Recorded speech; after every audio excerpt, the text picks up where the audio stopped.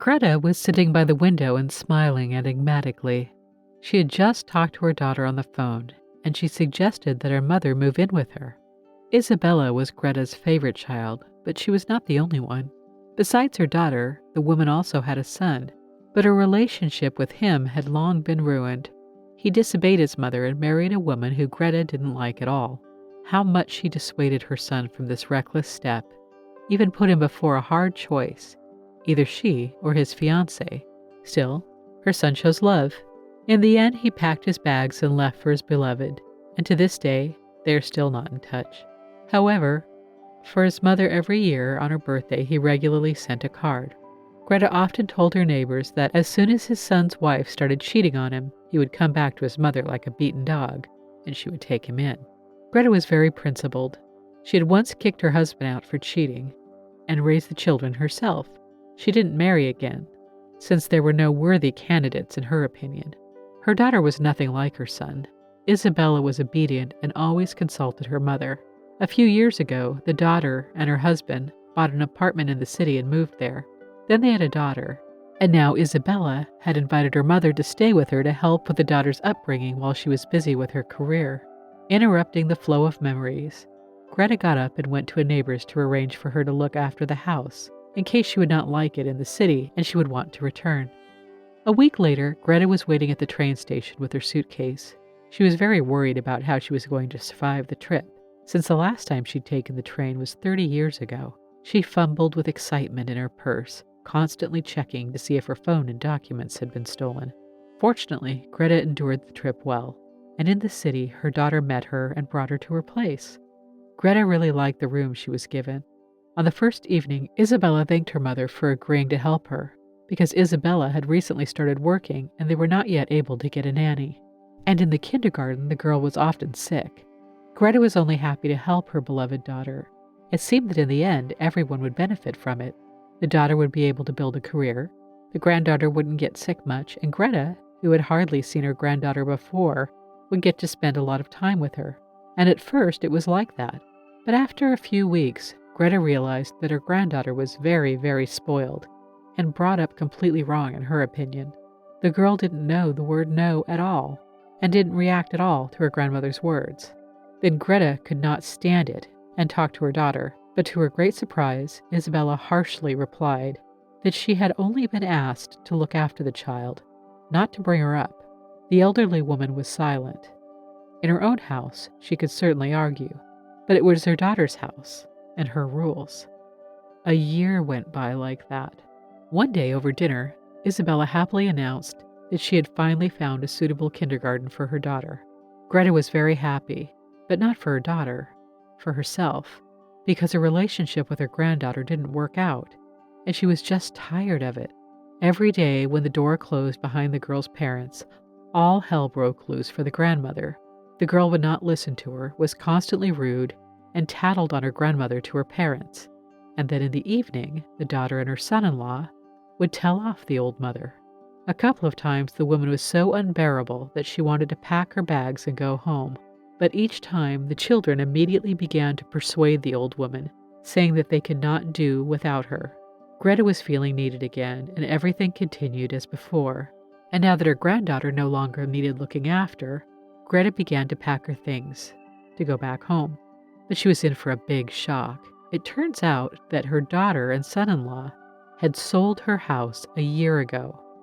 When Greta heard the news, she looked from her son-in-law to her daughter in shock, and then tears streamed down from her eyes.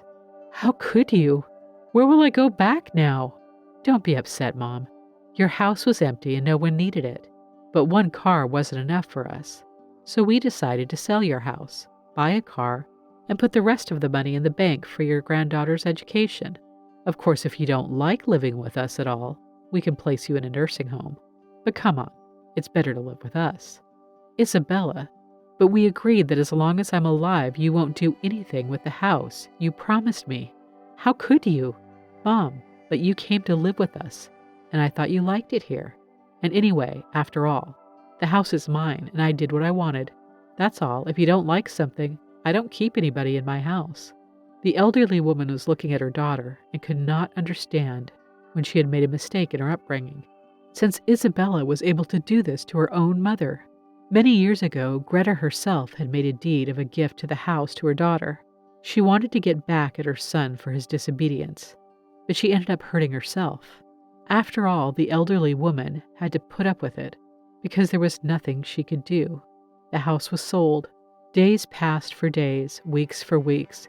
Greta very much missed her friends, who had remained in her hometown, and often asked her daughter to take her to see them. Isabella always refused, but finally, when she had to leave, she agreed. When they arrived, the first thing Greta did was visiting a neighbor. The woman was very happy to see Greta. Sitting on the terrace, the women were drinking tea, and the neighbor tirelessly told Greta about everything that happened in the town while she was away. Greta listened with rapture to all these stories about people she had known since childhood, and she was very sad that she had lost all this. Isabella was sitting next to her, but didn't take part in the conversation, being fully immersed in her smartphone. Suddenly, the neighbor asked if Greta would stop by to see her son Andrew, because at least in her old age it was worth making peace. Seeing the bewilderment on Greta's face, the neighbor explained that her son and his wife live in her old house. Hearing this, Greta quickly got up and left the house. She walked along the path to her old house. In the yard, she saw Nancy, her son's wife, whom she had not liked so many years ago. Greta called out to her, and Nancy, smiling, gestured for her to come inside. Upon entering the house, the elderly woman immediately saw her son and noted that he had grown up and matured over this time. The son came up and hugged his mother, and Greta could only utter how it was that her son had bought the house. It turned out to be very simple. Every year, Andrew sent postcards by registered mail for his mother's birthday. Last year, the card came back to him. The man became worried that something had happened to his mother. When he got here, he found out that the house was for sale and that she was living in the city with his sister. Andrew didn't want to lose the house because all his childhood passed here. With the help of his best friend, Andrew bought the house so his sister would not know who the buyer really was and not tell his mother. And over time, Andrew and his wife decided to move here. Greta listened and could not believe her ears, and when Andrew told her that she might always come back here and live with them if she wanted to, Greta burst into tears. She had nothing to say to her son. She was so grateful. Andrew hugged his mother to calm her down, and Isabella, who was watching this scene, slowly came out of the house. Her soul was somehow unpleasant. Probably her conscience had not quite fallen asleep in her yet. When Greta calmed down, she asked her son and daughter-in-law for forgiveness. Nancy also went over and hugged her mother-in-law, saying it was all in the past and there was no need to bring it up.